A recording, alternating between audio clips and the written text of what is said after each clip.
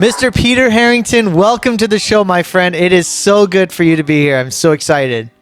Ashish, I'm so honored. Thank you for having me. I appreciate it. Yeah, no, I'm really honored that you're here. I have been blessed with your relationship and our friendship over the last few months, and we've connected a few times and have just loved our conversations. And so when I thought about, you coming on the show, I was so excited because you have so much to give and there's so much to learn from you, and I'm really excited to just go deep today. So I can't wait. I'm so excited. Thanks so much for having me. And this is new for me. I don't do a lot of these. Yeah, this is fantastic. I'm excited. So let's go. So one of the things that is very apparent from you, and obviously a lot of the listeners don't know you personally, but I've had the privilege of spending time with you and doing fun things and connecting and really going deep in some of the challenges that we've both dealt with in our life the last, couple of quarters, let's say. And, one of the things that's incredibly apparent when people meet Peter is that beyond you're just a tall, handsome, studly, strong dude, you are incredibly energetic. You have, and I don't mean like, oh, you're bubbly, like you have a power and an energy and a presence and it's contagious and it's grounding, and it's this joyful power that you bring to anywhere you go and all the rooms that every room that you're in, and the relationships that you really pour into people. I've learned so much about how you show up for people the way you do. I want to get into that. I want to know what that secret is. How do you do that? Where does that come from? And, I guess for you, what's the story that you're telling yourself as you do that? It's such a magical, beautiful presence that you have about yourself. And I'm really being sincere and honest that there are very few people in my life that I've ever experienced that have that level of presence and joy and energy. So I want to honor that in you, but I also want to learn from it, right? I want to be able to share that with the audience of how can we learn a little bit about those hacks and those tips on how Mr. Peter Harrington decides to show up. So with that, that's how we're going to start, bro. Straight. Boom. Thank you for that. That meant a lot to hear you say that. So a couple of things for me is it really definitely comes down to mind, body, spirit, soul connection and integration across everything. If there's one part of my life that's not doing well, that's going to seep into all other areas. And so it's kind of a simultaneously leaning into my strengths, what I'm really, really good at, and honing those in. We've all heard about focus on your weaknesses and work on your weaknesses. That actually leaves you in a stuck place. Because a lot of times you'll be going through life going, I'm just such a failure. I've got all this stuff that I'm bad at. Like I'm not good at math, or I'm not good at public speaking, or blah, blah, blah, blah.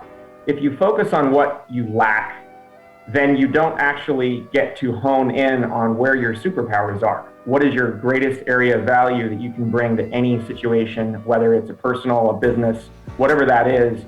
So one of the things I focus on. Wow, that was powerful. That's damn good stuff, man, right there. Thank you. So I focus on starting my day off. I've gone 4 years, basically 360 plus workouts a year. So I'll miss less than three days a year. That's always been something, just put it on the books. It's there. It's going to happen, and no matter what. It's a non-negotiable for me. And then a few other key biohacks, if you will. Don't want to bore everybody with those. But, adequate water intake. Don't think you're boring. Don't think you're boring us, because this is the magic, right? Working out every single day, no exception. Pouring into your body, making sure that your body is as strong as possible. And again, you're what are you, 6'5"? 6'6"? 6'2". So I'm not, I'm not the quarterback giant that you may think I am. But you're ripped as hell. Maybe my presence. Yeah, yeah, exactly. Okay, so then keep going from there. So the biggest thing for me on the body connection side is if if I'm not doing well, everybody else in my world is going to suffer as a result. And so a lot of times people think it's noble to, like, I'm sacrificing and I'm taking care of other people and those types of things. And I don't want to take away from that. I've really found for me that, like, I'm the common denominator in every other relationship in my life. And so for me to be the best possible version that I was intended to be is actually my greatest gift that I can give to them. Oof, so that's so good. I'm going to take that 60 to 90 minutes every day to start myself off in the trajectory that I know is best for me in this body, this soul, this mind that I have, so that then I can show up to be the best version of me for everybody else that I meet throughout the rest of the day. I love that. I want to get back to where you were going with the water and all the other hacks, but like, yeah, I know that sounds so obvious, but it never really hit me about, like, yeah, you're right. We are the common denominator of all the relationships in our life. And if we're not doing great, then, and I think for me, like, and I don't know if I've shared this with you, but like I had COVID maybe 2 to 3 weeks ago. And ever since, like, my routine has been completely whack. And it's been really challenging to get back into a good vibe state, a good energy state. And I'm here fully present today, so I'm excited for that. But like, it's been, I'll be honest, it's been a struggle. And I'm much more of a routine guy, but it's been really difficult for me to create those moments for myself. And I can tell how it pours into the other relationships, with my spouse or my kids, or just like operating from low energy. It's like, it kills me. Which is why I'm so excited to be here with you today, because you really make this so important in the way you operate. So, okay, now let's get into the hacks. Go. Well, success compounds on success. Yes. And I love what you talked about there a second ago. If you get a win and then you're able to get another one after that, the second and third and fifth and 20th wins after the first couple are way easier. Yeah. And so true. A lot of times you start off, it's sort of like, am I going to start off my day and get a win right off the bat? You know what? I can go get a glass of water and go get going on what I can do. Or, I can sit here in front of my phone, scrolling social media, doing different things like that. Like, for me, it really comes down to what's the trajectory that I will choose for my life, as opposed to what choices am I going to make that then other people's choices become my life. Am I on the sidelines or am I out there on the field playing? Well, so I choose to get going on my life and crush it and get a win. For me, it's on the physical side. Like, I can go and get that win and get that done, which then sets the positive tone for the rest of the day. So good. So good. And we talked a few months ago about some things that were going on with my life. And, you said this word choose. And I remember how much it resonated with me because, I was going off about what all the things are going on in my life and all the challenges and this and that. And I wasn't complaining, but I was telling my own story.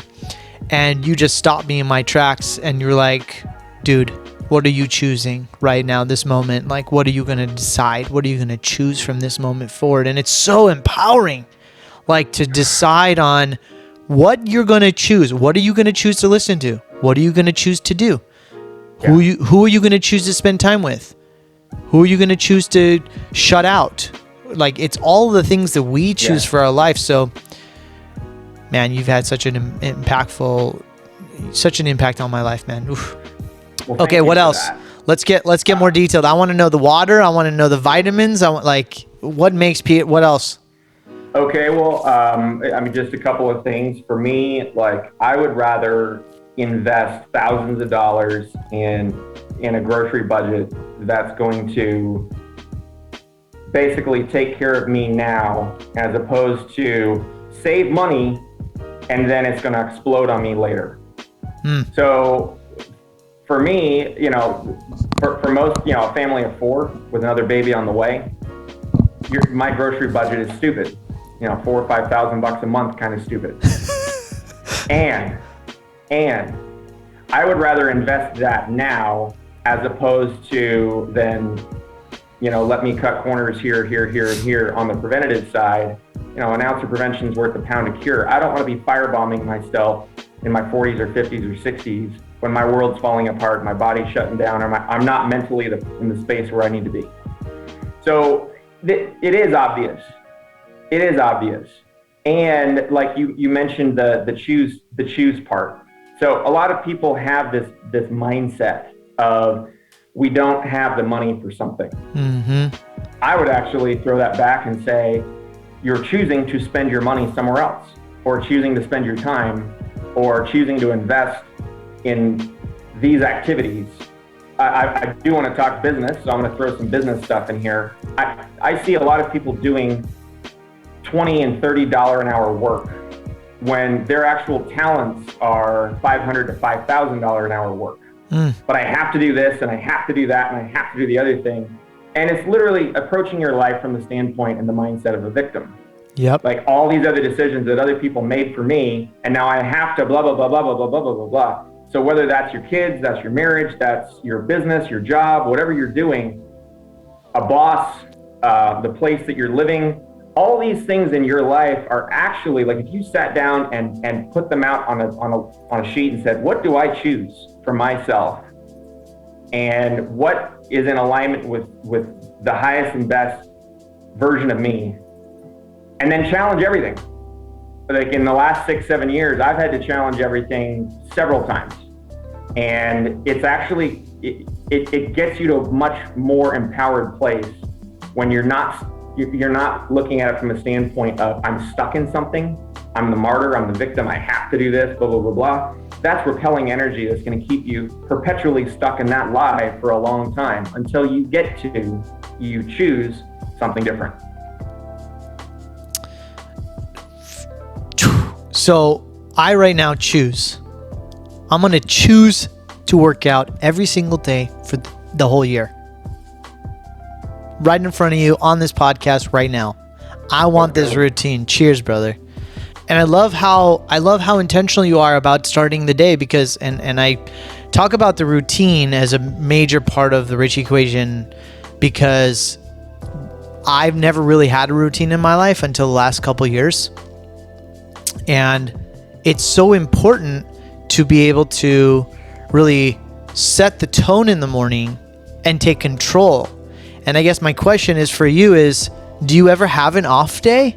Like, do you ever have a day where you get your routine in, you work out, right? You start with your morning routine, but like you just can't get into that energy or that flow or that momentum. Like, and what do you do when that happens?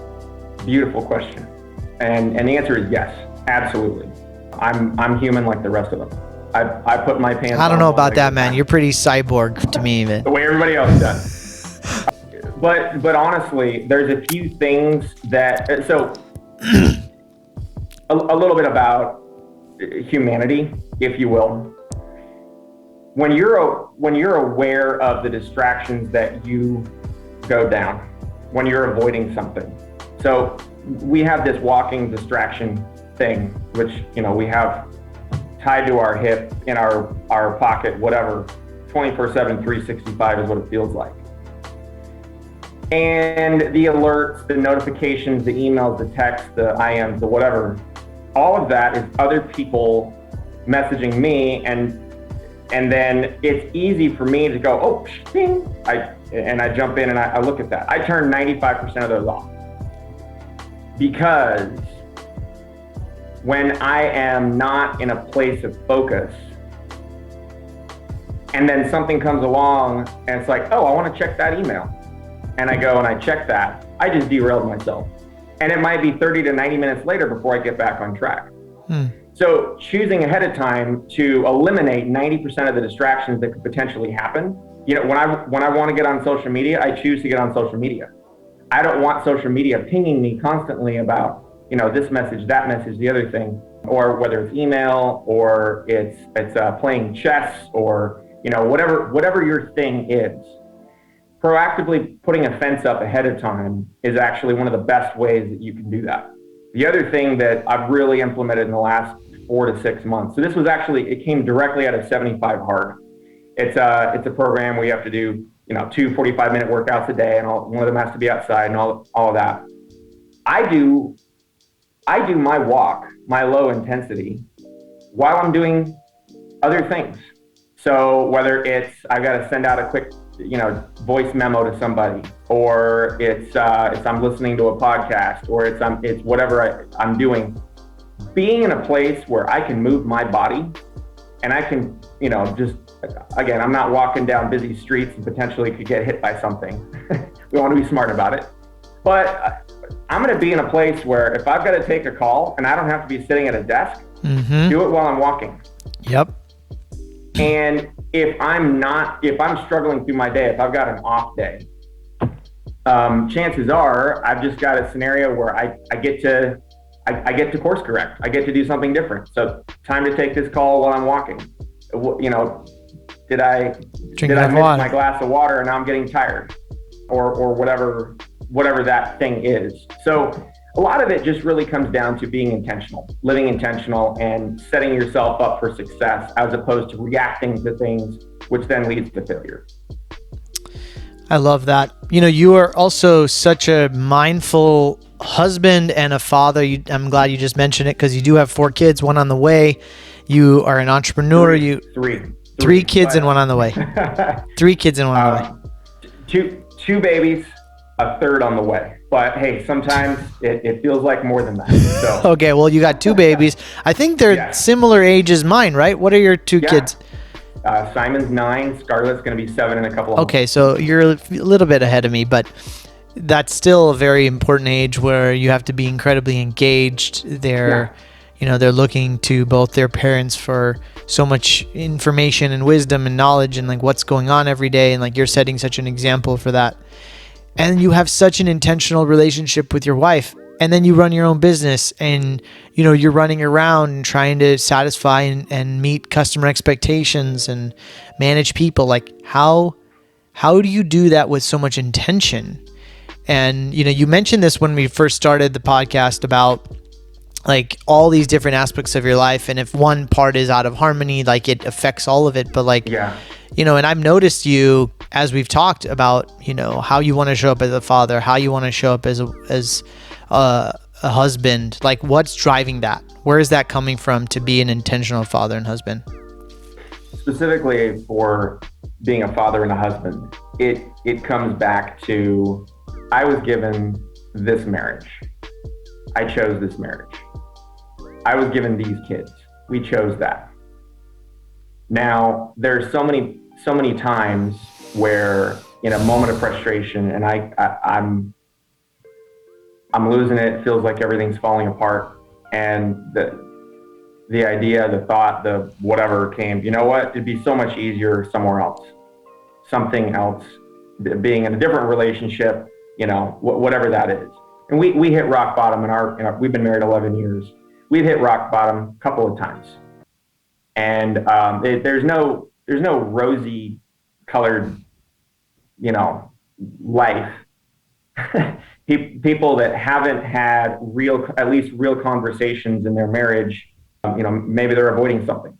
I don't want to make blanket statements about other people's relationships. I'm just saying it can be very real, vulnerable, raw, and difficult sometimes, and incredibly rewarding at the same time. Right. So for me, it really came down to like, I get to be these kids' daddy.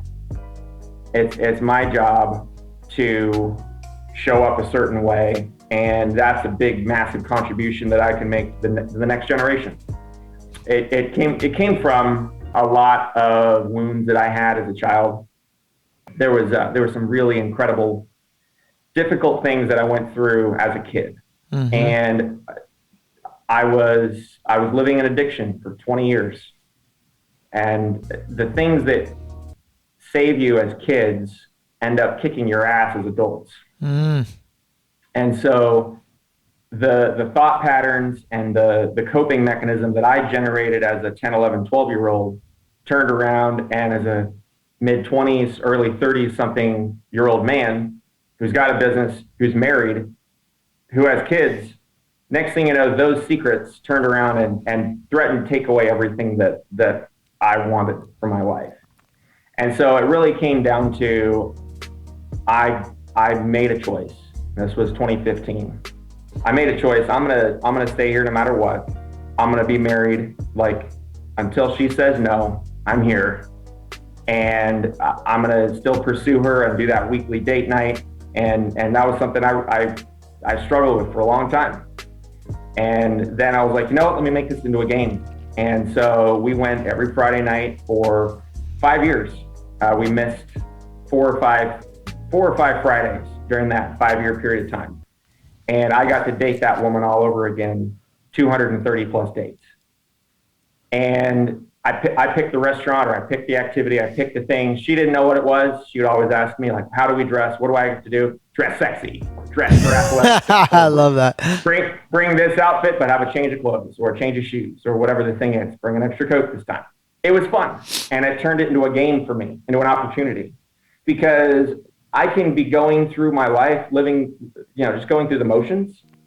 And then it feels like everything's fine, but below the surface, stuff's festering and it's growing and it's not being taken care of. And then it's going to come and bite me in the ass and it's going to explode on me.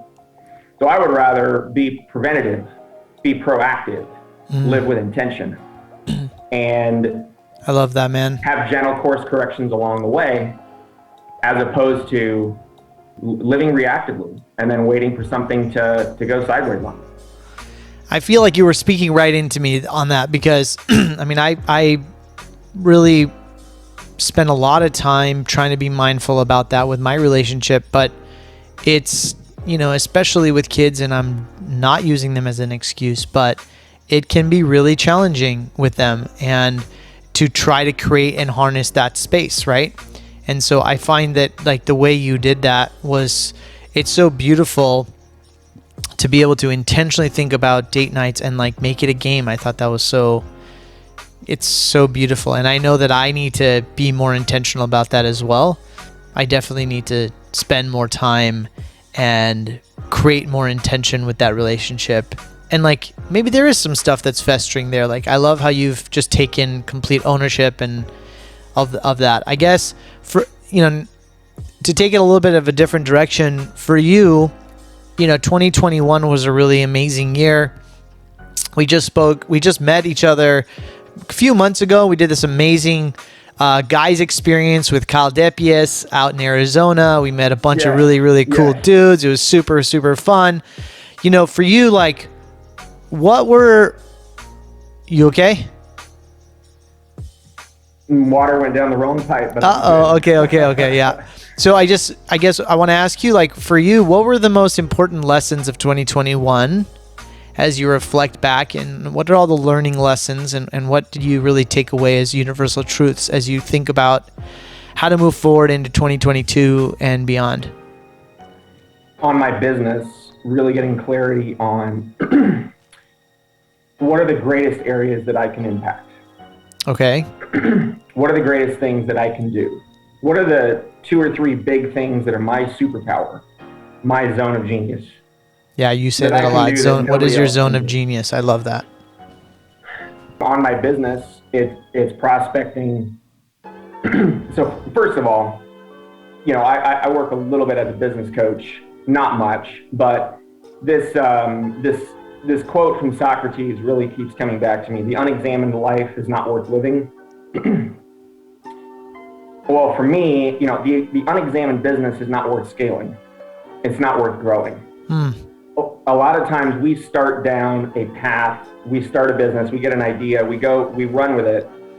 And then what happens? You start running on the treadmill, so to speak, and you want to make more money, you want to get more deals, you want to get more stuff. So you raise the incline, you raise the speed, and before long you're going at a 10 and a 10.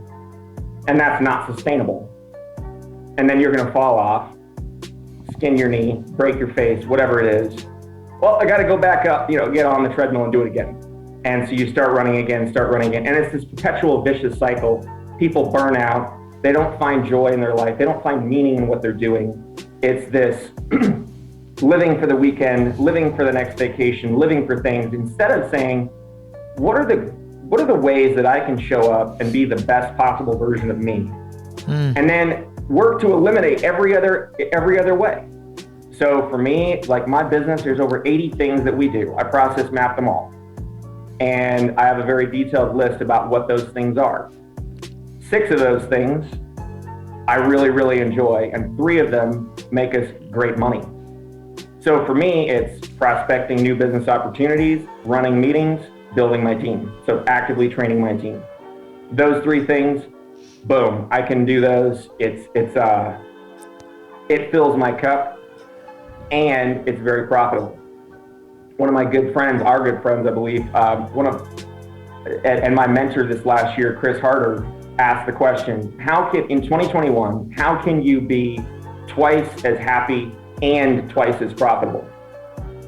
And that really, really challenged me in the best way.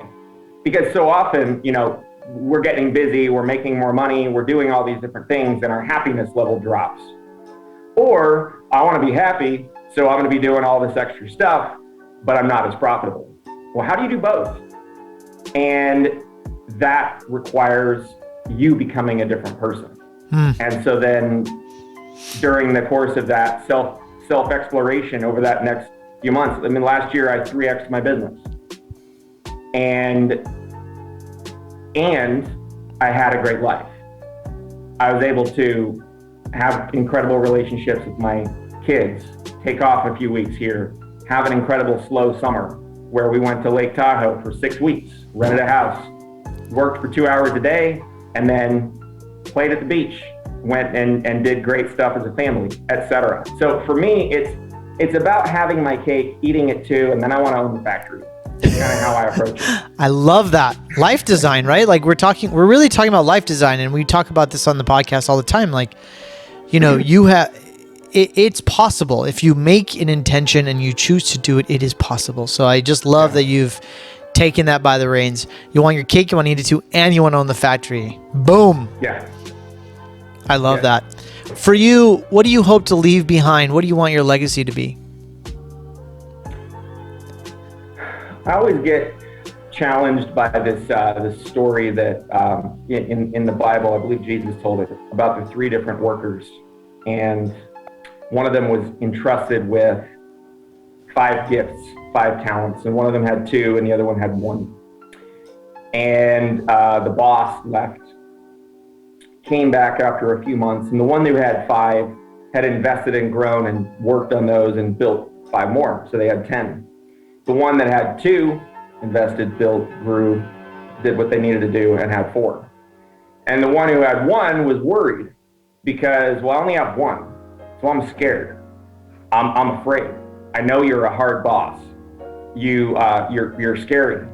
And so they turned around and hid it in the ground and came back and said, here's that gift, the bucket of money that you gave me. I saved it for you. There you go. I'm giving it back. And the boss doesn't turn around and say, thanks for saving my single bucket of money. It says, you completely worthless worker, because you knew that I was expecting something from you, but you hid it. You turned around and you didn't invest and grow and build and do what you needed to do.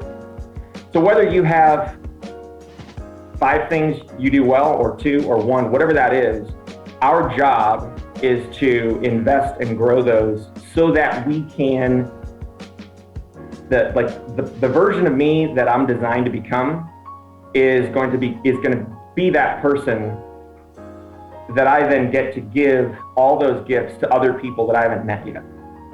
So if I'm not out there, if I'm not growing, if I'm not doing what I'm called to do, what I'm uniquely gifted to do, my contributions to the world, I'm sticking that bucket of money in the ground and I'm hiding it. And I'm playing scared and I'm not growing. So my legacy is the connection, the relationships that I invested along the way, the business or businesses that I scaled and grew based on the talents that God gave me. And that's what I get to do. That's what I choose to do, because it's way more fun that way. It's way more fun having my cake, eating it too. It's way more fun being in that place where I'm not living from fear. We've had to, in those last 24 months, we've been challenged in all these fearful scenarios, whether it's sickness or losing a job or a business or having to move or all these different things. Life has its own share of fearful situations. I lost a giant portfolio that got sold out right from underneath me. And, that was a 7-figure blunder. I had stayed there for too long.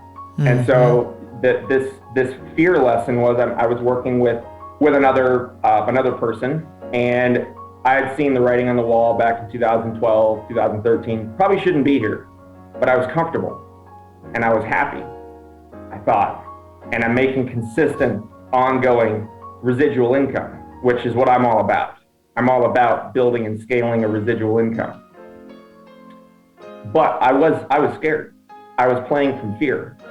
And then I should have, at that point in time, said, you know what, I'm going to choose to go somewhere else, do something different, start my own thing. And I didn't. I waited. I was lazy. And then 4, 5, 6 years later, everything got ripped out from underneath me, and I had to do it anyways.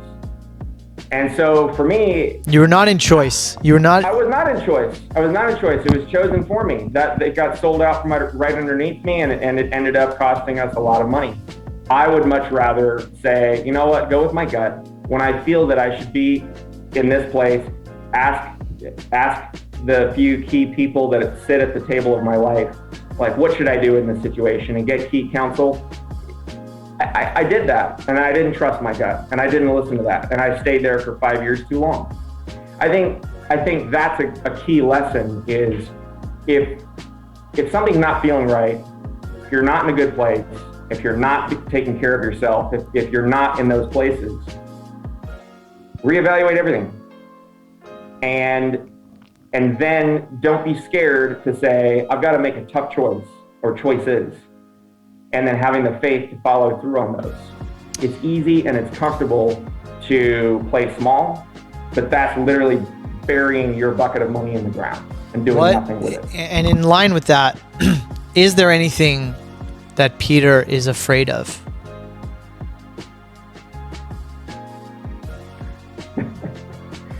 Let's go with yes, absolutely. And it's a conscious, ongoing challenging that. The imposter syndrome, that self-talk of never being enough, of measuring up to other siblings, other family members, other people that I play with, and in the same sphere of life that I'm in. Absolutely. Feeling that I'm less than, comparing my wins and then looking around at somebody else's journey and seeing, well, they did that and the other thing, and oh my gosh, all of that. That's probably the biggest thing is, being afraid of the face in the mirror, thinking that's real. That I'm comparing myself to other people. And it's actually me versus me. So I have nothing to be afraid of. But it's a constant reminder to revisit that. When you start looking at somebody else's lane and the vehicle they're driving, and then playing the comparison game, that's where most of the fear starts. Well, that's when you crash too. Yes. I mean, I really appreciate you sharing that because it's real. That was really open and vulnerable for you to share. And people are dealing with that every day. And to the best, highest performers, for you to look in the next lane, see how that guy's swimming, and how do I compare to the other people in my circles? And like, it's such a real, there are real vibrations there that everyone goes through. And I think it's really important for people to realize that, like, you're not going to get any growth by looking at other people and having jealousy or resentment or envy or greed. Like, the growth doesn't come from that. I think the growth comes from, like, what is it in me? What is going on in my little childhood boy that is looking for that, looking for that attention, looking for that validation? And how can I give that little boy that validation, right? Yeah. How can I serve myself and choose to own those results, what's showing up for me? I think that's where the power, and I know you're all about that, and I know you pour that into me and many others, but it's such a good reminder, and I appreciate you sharing that, because I think we all have a lot of what you just said. Yeah, I'm going through this book right now. Really impactful, actually. It's called The Body Keeps the Score. And it talks a lot about things that happen when we were born, when we're growing up as kids, things that impact us, specifically trauma related and those types of things. Sure. But it really impacts the brain chemistry and how then we view the world and how we see things. And everybody's life, you know, you could get quote unquote two of the same people, which doesn't exist, but let's just pretend, two identical people. They're going to have different life experiences, and their brain is literally going to invent on the fly a different coping mechanism to deal with those same things. Right. And so my coping mechanism is going to look totally different than Ashish or anybody else. And then kind of looking at myself in the mirror and understanding, and then having a coach, investing in a coach that's going to tell me, you know what, here's a few key areas where this is how you're coping. This is how you're not showing up in the way that you want to, not getting the results that you're looking for, or those types of things. Experience. There's this saying that I'm thinking of right now, life's funny. Experience, it gives you the test first and the lesson afterwards. And so oftentimes if we can get the lesson first, so good, and then the test, it's way less expensive and perhaps less bodies along the way. That's right. or those types of things. If we can do that, it's worth making that investment. It's worth doing that. So good. As we wrap up, I want to ask you at least one more final question. For you in your life, what does it mean to live rich? It means that I get to live where I want to live, be where I want to be, and do what I want to do. Have fun doing it, and have abundance at every step of the way. I love that. You know, it's a real honor to know you, and it's really cool that I get to, your mindset and the way you impart knowledge and information to people, it's really special, man. And I just want to honor you for how you decide to show up for others. And I know you put so much energy and power and work into yourself, but everyone around you gets to benefit from that. And it's just my honor to be able to bring you on the podcast and have other people listen to this stuff, because I'm going to listen to this episode again. And just such a great reminder of, when you decide to show up, when you choose to show up, what you can do in this world, just so powerful. So I just really appreciate you, man. And I love you so much. I guess if people want to reach out to you, connect with you, consult with you, what have you, right? How do they get a hold of you? I'm on Instagram, not as much as some people, but peterharrington.ig. I'll be on there a couple of times a week, perhaps. I try to limit my consumption of other stuff, as opposed to choosing where I want to be. but I will be on there from time to time, and that would be great. I love rubbing shoulders with other business owners, specifically talking to them about cash flow or payments or what have you. So that's a very key point that's near and dear to my heart. So you can reach me on Instagram. It's probably the best way to reach me. And we're going to have an incredible 2022. This is going to be awesome. Yeah, God bless you, man. Thank you so much for being here. Again, I really honor you, and I appreciate you doing this with me. Right back at you. Thank you. God bless you too.